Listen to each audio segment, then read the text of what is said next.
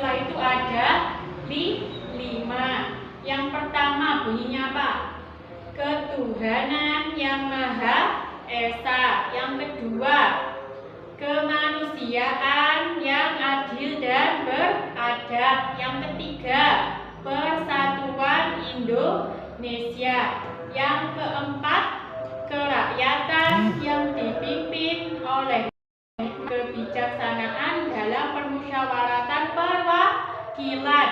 5. Keadilan sosial bagi seluruh rakyat Indonesia. Bagus, semuanya sudah bisa, sudah hafal. Untuk yang kelas 1 yang belum hafal bisa dihafalkan lagi. Yang kelas 4 semuanya sudah bagus, sudah pinter-pinter. Kan setiap hari Senin kita sudah mengucapkan 5 Pancasila ini ya. Terus coba perhatikan yang ada di papan putih ini. Setiap hari kita sudah melihat Garuda Pancasila yang di atas itu. Kenapa itu ada di situ? Karena kalian biar tahu simbol negara kita itu adalah Garuda Pancasila. Di dalam gambar Garuda Pancasila itu, di dadanya Garuda itu adalah lambang Pancasila. Coba diperhatikan, yang di tengah-tengah Garuda itu, ya, tengah-tengah Garuda ini gambar apa? Gambar bintang. Bintang itu adalah simbol dari sila pertama. Sila pertama bunyinya ketuhanan yang Maha Esa. Simbolnya adalah bintang. Yang kedua, untuk kelas 4 diperhatikan. Tadi untuk pengenalan simbol itu saya rasa di kelas 4 sudah banyak yang sudah paham dan kenal. Sekarang coba kamu berikan contoh dari Pancasila sila pertama. Kira-kira sila pertama itu sikapmu sebagai warga negara Indonesia. Maksudnya apa? Ketuhanan yang Maha Esa. Kita harus menerapkan sikap apa? Kalau ketuhanan yang Maha Esa berarti kan kita harus apa? Kita harus melaksanakan tugas kita terhadap kewajiban kita terhadap Tuhan. Tuhan kita siapa? Yang Islam adalah Allah. Semuanya di sini mayoritas agama Islam ya. Berarti tugas kita, kewajiban kita terhadap Allah itu apa? Yang pertama adalah kewajiban kita yang kita laksanakan setiap hari adalah sholat. Terus misalkan kalau kamu mau makan, apa yang harus kamu lakukan? Berdoa terlebih dahulu. Terus kalau kamu dikasih sesuatu sama Allah, kamu harus bersyukur. Itu ya, itu adalah contoh dari sikap Pancasila yang pertama. Yang kedua, kemanusiaan yang adil dan beradab. Berarti kamu harus menanamkan sikap adil dan beradab. Beradab itu apa? Beradab itu adalah sopan santunmu terhadap orang yang lebih tua. Misalkan contoh sikap adil di lingkungan sekolah. Sikap adil dan beradab di lingkungan sekolah adalah yang pertama, misalkan kamu setiap hari di sekolah, di kelas, kalau pulang kan kamu piket. Nah, piket kelas itu kamu kan kerjakan bersama-sama. Masa iya? Terus kan ada jadwalnya. Nggak mungkin kalau hari ini danes saja, besoknya lagi danes lagi, kan nggak mungkin. Pasti itu kan dibagi secara rata dan adil. Berarti contoh yang sila kedua adalah melaksanakan piket kelas. Itu termasuk contoh ya. ya. Terus lagi sesama teman di sekolah kalau punya jajan, kan nggak mungkin kamu ngasihkan itu sedikit, pasti kan agak banyak. Maksudnya ya dibagi rata. Nggak kamu dok. Misalkan kamu lagi ulang tahun, terus ngasih bacaan gitu ya, jajan, kan nggak mungkin teman dekatmu aja, pasti kan dibagi rata satu kelas. Itu namanya sikap adil. Bisa dimengerti ya. Terus lagi yang beradab, contohnya beradab di lingkungan sekolah. Tadi kan guru jelaskan sikap adil. Adil itu berarti kita sama ratakan, apa yang kita punya kita bagi. Apa tugas kita di sekolah kita gotong royong secara adil. Nah, kalau beradab itu berarti sopan santun terhadap bapak kepala sekolah dan bapak ibu guru kalau di lingkungan sekolah. Contohnya seperti apa?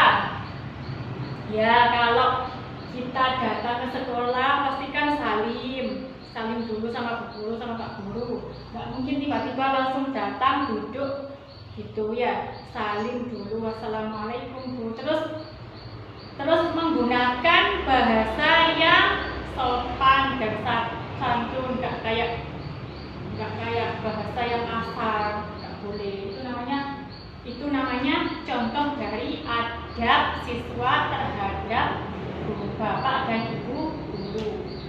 Yang ketiga, Persatuan Indonesia. Persatuan Indonesia itu maksudnya adalah di Indonesia itu kan punya beragam suku, adat, ras, dan agama.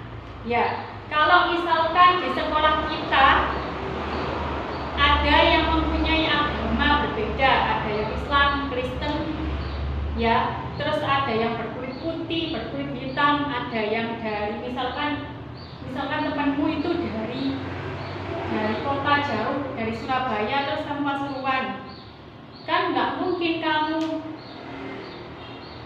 perlakukan guru, kan nggak boleh, diperlakukan guru kan nggak boleh. Jadi persatuan Indonesia itu adalah menghargai atau toleransi. Toleransi itu adalah menghargai keberagaman agama, suku, ras, dan adat di Indonesia. Kalau kamu punya teman Kristen kan nggak boleh, misalkan kalau Kristen kata konconi kan nggak boleh. Berarti harus saling menghargai, menghormati, tetap berteman, tapi tidak mengikuti aliran agamanya. Kita harus tetap baik terhadap mereka. Itu contohnya. Persatuan Indonesia adalah toleransi, menghargai dan menghormati agama orang lain. Bisa dimengerti ya. Terus yang keempat adalah kerakyatan yang dipimpin oleh hikmat kebijaksanaan dalam permusyawaratan perwakilan. Di sini ada kata musyawarah. Musyawarah itu apa sih? Ada yang tahu? Kelas 4. Kelas 1 didengarkan juga ya. Musyawarah itu adalah rapat. Musyawarah itu artinya sama dengan rapat. Biasanya kan kalau masuk kelas pertama kali naik kelas misalkan, terus kan pasti ada pemilihan ketua kelas, kan itu dipungut dari suara terbanyak. Misalkan Dani dapat suara 5, Andi dapat suara 10. Mana yang terbanyak? Andi. Berarti Andi yang terpilih jadi ketua kelas. Seperti itu deh. Itu contoh dari musyawarah. Berarti contohnya apa? Pemilihan ketua kelas atau rapat untuk mencari keputusan bersama, tidak hanya di lingkungan sekolah tapi di lingkungan luar sekolah juga. Yang kelima, keadilan sosial bagi seluruh rakyat Indonesia. Di sini adalah keadilan sosial, berarti kita harus punya rasa adil terhadap lingkungan kita. Misalkan ada teman kita mendapat bencana atau musibah, rumahnya kebanjiran misalkan, terus kita bantu dengan misalkan kita punya uang ya, kita bantu beberapa dana untuk bantu dia, atau punya baju bekas, punya baju bekas, punya makanan bekas, karena kan dia kebanjiran, susah untuk bajunya, misalkan bajunya itu basah semua, kamu kan harus bantu dia. Oh, aku punya baju bekas yang sudah tak terpakai, kamu berikan. Itu termasuk sedekah atau apa? Sedekah atau sedekah kita untuk mereka yang membutuhkan, gitu ya. Tidak hanya di lingkungan masyarakat, tapi juga tidak hanya di lingkungan sekolah, tapi juga di lingkungan masyarakat. Kan biasanya kalau ada bencana tsunami atau gempa bumi, pasti ada kakak-kakak yang bawa kerdus keliling buat apa? Buat bantu mereka untuk menarik beberapa uang dari orang-orang yang lewat. Pernah kelihatan kan biasanya di rambu-rambu lalu lintas di samping jalan raya itu, kadang kalau ada tsunami atau gempa bumi di Indonesia, pasti mereka itu membantu. Kita sebagai warga negara yang baik, kita juga harus menyadari, harus mau berbagi, gitu nggih. Oke, coba sekarang diperhatikan untuk kelas 4, kelas 1 ya. Tadi kan Bu Guru sudah kelas 1 dan 4, tadi kan Bu Guru sudah menjelaskan tentang bunyi Pancasila, simbol dan sikapnya. Sikap yang tadi Bu Guru terangkan juga harus diterapkan oleh kita, jangan hanya buat pelajaran saja ya. Coba sekarang saya ulangi lagi untuk kelas 1. Kelas 1, diperhatikan gambarnya. Coba saya semuanya menjawab, Bu Guru yang bukannya lagi oke, semuanya harus menjawab. Bintang itu Pancasila ke berapa? Kan sudah lupa. Simbol bintang untuk kelas 4 juga harus tahu. Coba semuanya Bu Guru ingin kalian menjawab 1 dan 4. Pancasila pertama itu simbolnya adalah bintang. Oke? Ya, pinter. Bisa ya kelas 1 coba mencontoh kakak kelasnya yang bisa menjawab. Sila pertama adalah bintang. Sila kedua rantai. Sila keempat apa? Banteng, kepala banteng. Sila kelima padi dan kapas. Dan kelas sekarang untuk kelas 1 dan kelas 4, Bu Guru ingin kalian mengerjakan lembar kerja dari Bu Guru sesuai dengan apa yang sudah dijelaskan tadi. Ya. Temanya sama, adalah Pancasila. Tetapi kalau yang kelas 4 ya tentang simbol juga, dan juga ya sikapnya tadi. Tadi kan semuanya sama-sama mengerjakan tentang Pancasila. Sekarang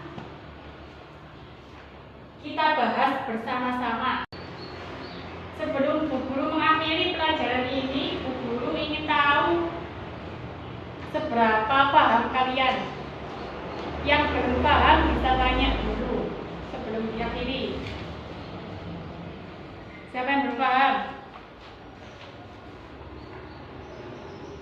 Yang musyawarah tadi, musyawarah, permusyawaratan perwakilan. Musyawarah itu artinya rapat. Rapat untuk apa? Untuk mengambil keputusan bersama.